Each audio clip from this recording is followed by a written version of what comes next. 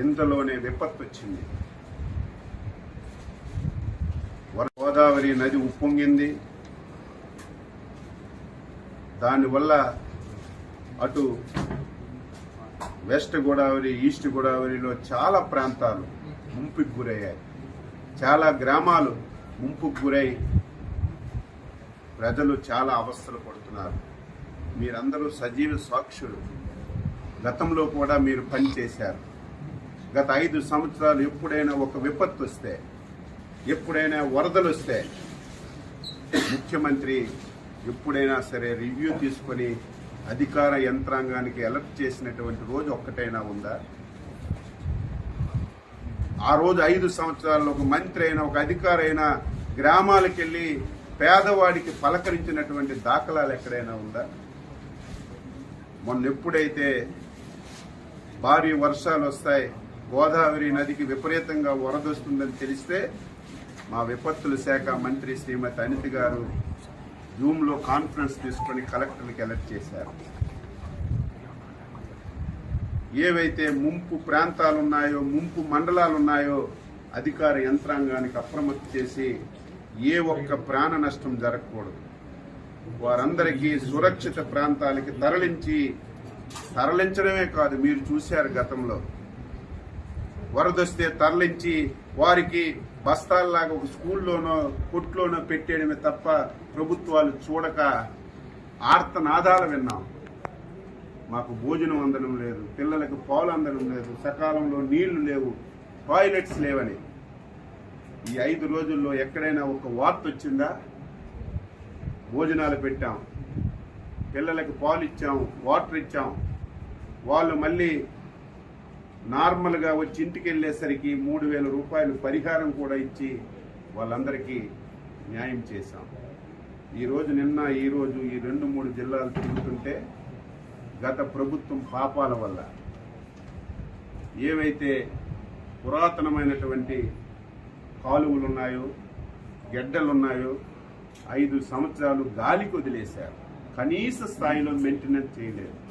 కనీసం ఒక తట్టిడి మట్టి తీసి ఆ కాలువలో ఉన్నటువంటి అడ్డు కూడా తీయకపోవడం వల్ల నిన్న వచ్చినటువంటి వరదలకి ఆ కాలువలు పొంగి వేల ఎకరాలు రైతు పెట్టినటువంటి పంట పూర్తిగా నాశనం అయిపోయింది. ఈరోజు చంద్రబాబు నాయుడు గారు అసెంబ్లీలో ప్రకటించారు, మా మంత్రుల బృందానికి పంపిస్తున్నాం,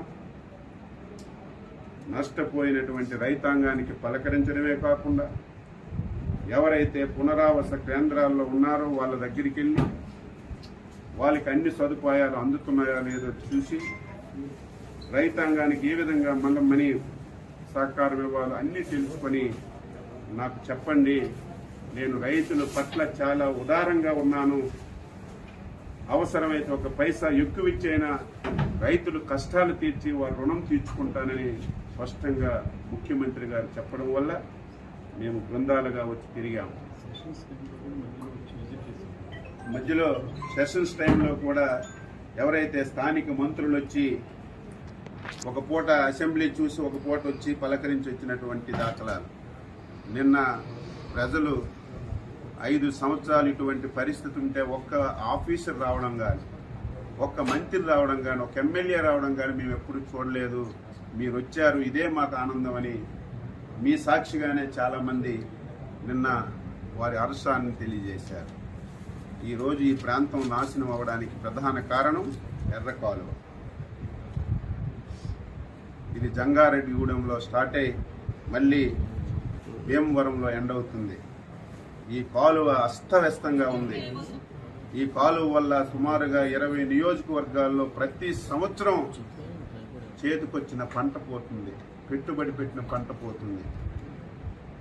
ఈ కాలువని శాశ్వతంగా ఈ సమస్యని పరిష్కరించాలని ఒక ఆలోచన చేస్తున్నాం. అందుకే జిల్లా యంత్రాంగానికి చెప్పాం, తాత్కాలికంగా ఏవైతే గుంతలు పడ్డాయో ఆ గుంతలన్నీ పూడ్చమని చెప్పి ఆదేశాలు ఇచ్చాం. టెంపరీగా రేపు డిసెంబర్కి మళ్ళీ వ్యవసాయం పెట్టుకోవడానికి ఎక్కడైతే ఈ స్లూయసెస్ పోయాయో, తలుపులు పోయాయో దాని గురించి ఒక ఎస్టిమేషన్ చేయమని ఆదేశాలు ఇచ్చాం.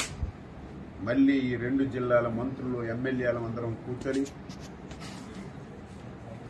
ఇరిగేషన్ అధికారులతో సమావేశం పెట్టి ఈ ఎర్ర కాలువకి శాశ్వత పరిష్కారం కింద మోడరైజేషన్ చేయడానికి ఎంత డబ్బైనా సరే